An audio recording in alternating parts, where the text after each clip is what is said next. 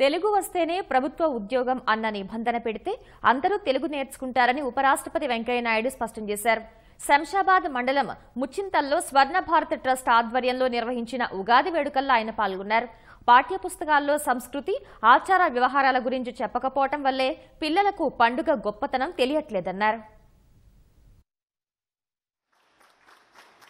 మరి అక్కడేమో పక్షులనేమో వచ్చేయాలతో కొట్టమంటివి, ఇక్కడేమో పక్షులు తినడం కోసం ఇంటి ముందు కట్టమంటున్నావు ఏందా అంటే ఆయన చెప్పాడు, అది పంట పరిపక్వం కాదా, పక్షికి ఆ జ్ఞానం లేదు, దానికి అది తెరవదు, అందుకని పంటను చెడుపుతుంది. అది ఇప్పుడు పంట పండింది, నీ ఇంటకు వచ్చింది, నీ పంటను పంచుకోవాలా మిగతా పశువులతో పక్షులతో కూడా కలిపి, అందుకని ముందు కట్టు అన్నాడు.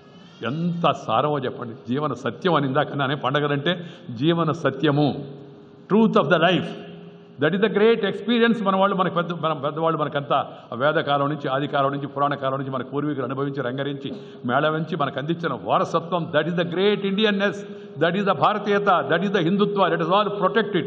ఆ విషయాన్ని మనం గుర్తుపెట్టుకొని ప్రకృతితో కలిసి జీవిద్దాం.